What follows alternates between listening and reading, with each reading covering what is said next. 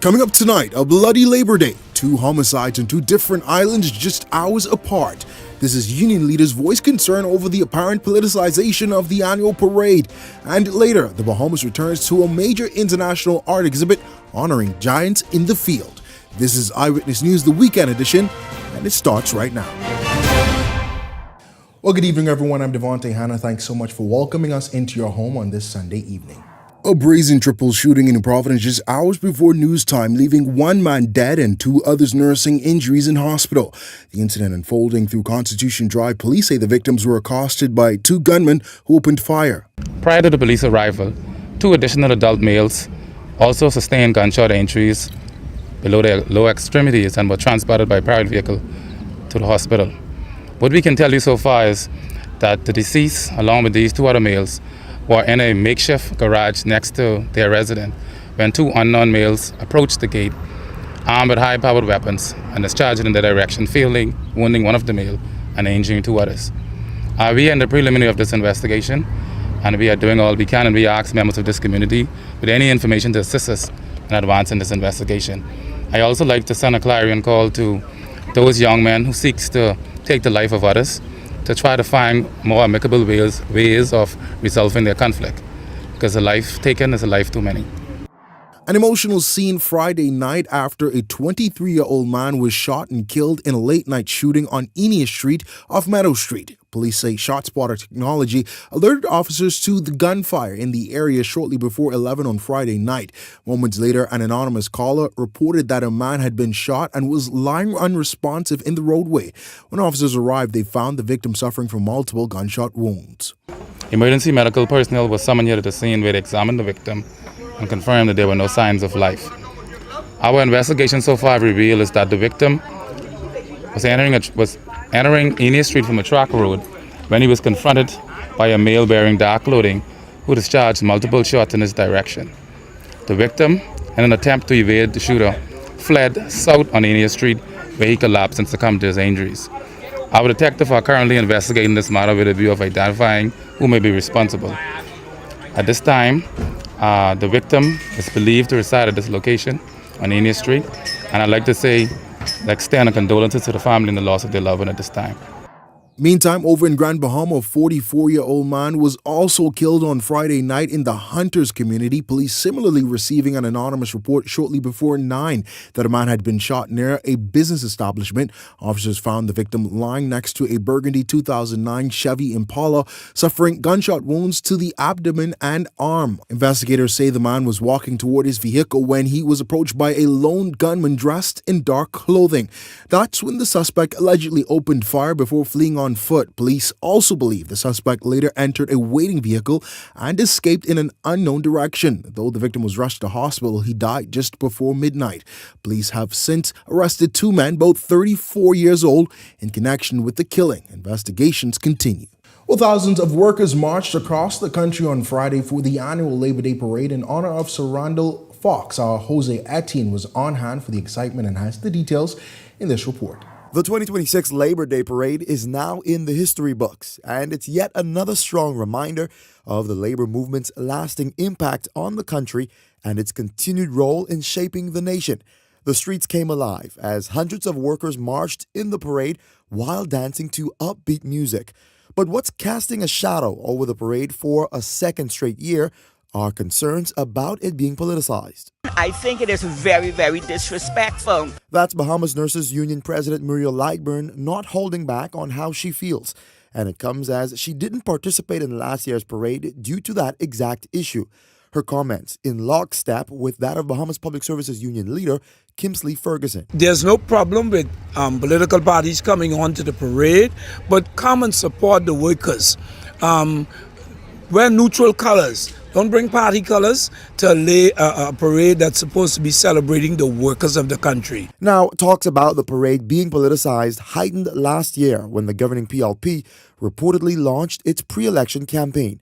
Last year, the FNM did not wear party colors, but this time they were in red, while the governing PLP also put on a full display of party support. Nonetheless, Union President Darren Woods says he's not unsettled by it. That has become a tradition now, so it really doesn't faze us anymore because right now we're focusing on what we are going to be doing for our members going forward, because we were able to solidify a lot of unprecedented benefits for them. Labor Minister Pia Glover-Roll, on the other hand, is rejecting claims that politics has taken center stage during the parade. You'll see the unions out front. They've already left. They're going on the parade. And then I see the political parties in the rear. They're not mixing in. They're only at the back supporting. And that's what it's about. Political parties are supporting the workers, and the supporters of political parties are workers themselves. Prime Minister Philip Davis also defending his reason to be there with his party. I do so because workers to me is the pillar upon which our economy rests. Without workers, you have no economy. That issue aside, what also stood out during this year's Labor Day parade was the O.B. Ferguson-led Trade Union Congress that broke tradition, opting out of the customary parade to stage its own event. And that triggered varying reaction. Again, while we may have different congresses, I believe that if there's a day and a time that we ought to unite, would be today. The point is, the workers are out, showing their pride, whichever routes they take. I will say that they're taking over the streets of New Providence. Nonetheless, Labor Day remains one of the most consequential days in Bahamian history. Jose Etienne, Eyewitness News. Well, as global tensions continue to impact the tourism industry, several resorts around the world are reporting declines in both guest arrivals and revenue. But here at home, Atlanta's Paradise Island says it's experiencing a different trend. Chief Operating Officer Vaughn Roberts sharing the resort has actually seen continued growth amid the global uncertainty. For the Bahamas, we're quite optimistic about it, and we're seeing traffic from Canada that would otherwise be going to the U.S. coming to the Caribbean and coming to the Bahamas, coming to Atlantis. So people who would otherwise be going to the Middle East and Europe are choosing to come to the Caribbean and come to Atlantis.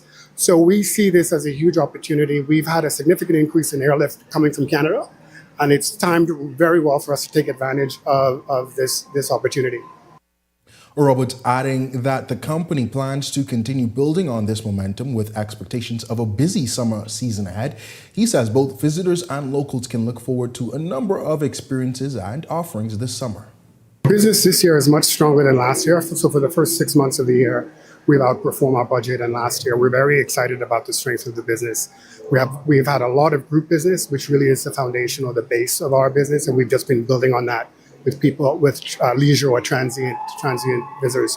We go into mid-June to mid-August. We go into a very strong, unusual summer season for Atlantis, where kids are out of school and so they're here on vacation. And because we're such a family resort, we get large numbers of kids between June 15th and August 15th. We do a July 4th Independence celebration.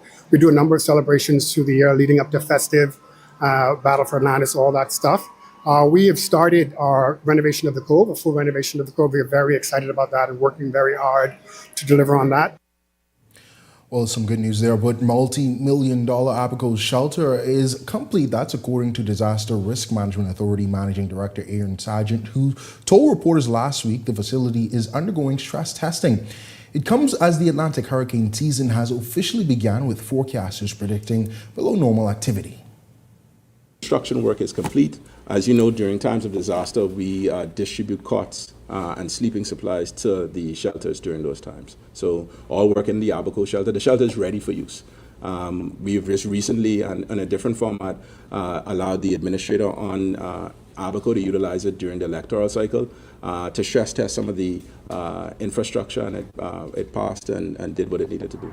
We'll stay up to date with stories like that and more. We've added another access point to make sure that you're up to date with the news. Follow the Eyewitness News new WhatsApp channel by scanning the QR code on your screen or visiting our social media pages for a direct link. And while you're there, don't forget to follow our Facebook pages or our Instagram pages as well. And if you've got a news tip or if you've seen news in the making, call the IO News hotline at 397-6397. We also invite you to send your letters to the editor for publication on all of our social media platforms and our website. You can send that at eyewitnessnewsbahamas@gmail.com. And if you're watching on our Facebook or YouTube page this evening, good evening to you. Tell us about today's stories in the comment section below. We want to hear from you. But still to come tonight, a look at some of the biggest stories from during this week. We'll have more on that, but first here's a check on tonight's weather forecast.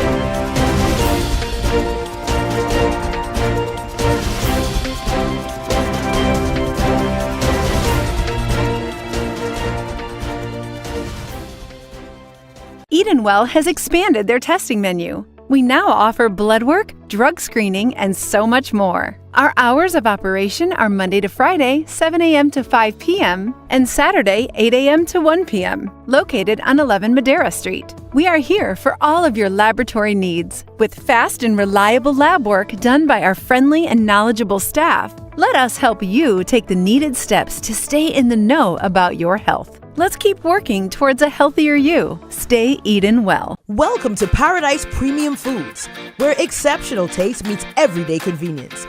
Right in the heart of Hurricane Hole Plaza, whether you're planning a beachside brunch, an intimate dinner, or simply restocking your favorites, we offer only the finest selection of local and imported goods, handpicked for quality, freshness, and flavor. At Paradise Premium Foods, shopping is effortless, service is personal, and every visit feels like a treat. From gourmet meals to go to organic essentials and indulgent treats, this is your neighborhood market elevated. Live well, eat better. Discover Paradise Premium Foods, now open at Hurricane Hole Plaza, Paradise Island. Paradise Premium Foods. Taste the difference.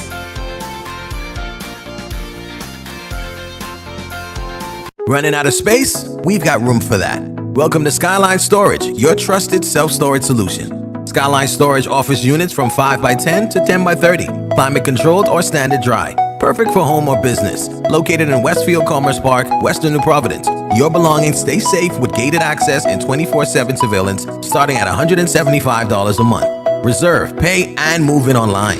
No phone calls, no paperwork. Visit SkylineStorage.com. Skyline Storage. Storage made simple. You're watching Eyewitness News.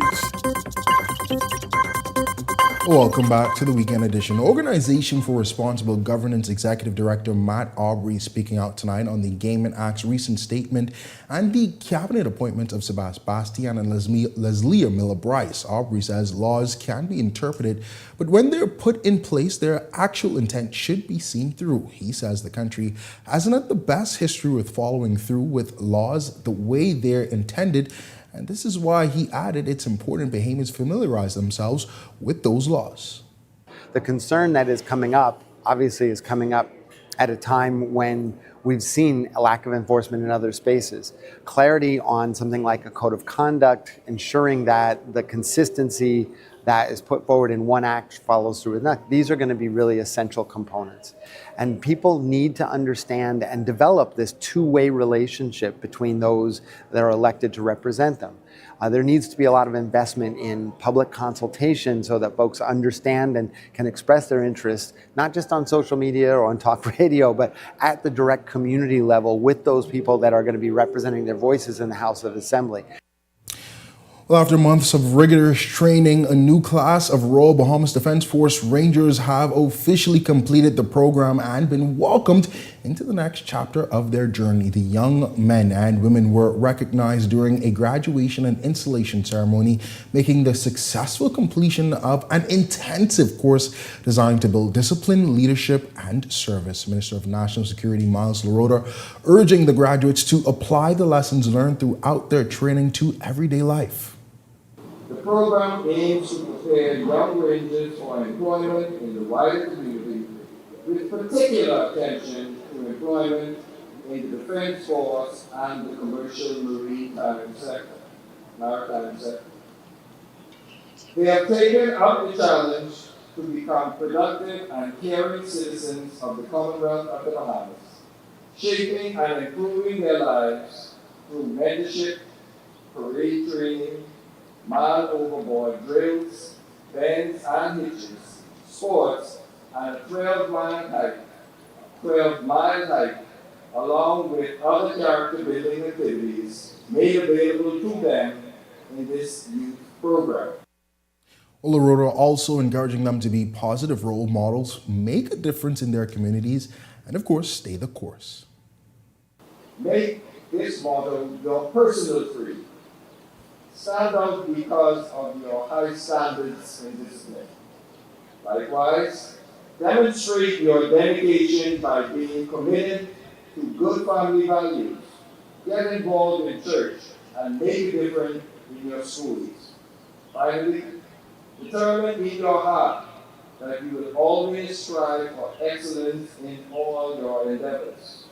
Remain focused on your education and engage in positive activities that will encourage your development into the future. Congratulations to those Rangers, but coming up in tonight's Sunday feature, a celebration of art giants and a return to an international exhibition. We'll tell you all about it right after this break. Tired of driving around from place to place just to get your car insured and licensed? Frustrated with the process of being back and forth from your insurance company to road traffic? Well, BMG Insurance Agents and Brokers just made insuring and licensing your motor vehicle as easy as 1, 2, 3. Step 1. Visit us at the Road Traffic Department, Section 1, Thomas A. Robinson Sports Stadium. At our office, you can purchase or renew your insurance or get your vehicle inspected. We at BMG Insurance Agents and Brokers represent major carriers. Step 2. See the professionals at Road Traffic to get your vehicle licensed. Step 3. Enjoy your day. Insure with BMG Insurance Agents and Brokers today, saving you time and money. Your one-stop shop for all of your insurance needs. Great rates, convenient, excellent service. For more information, call us at 322-2221.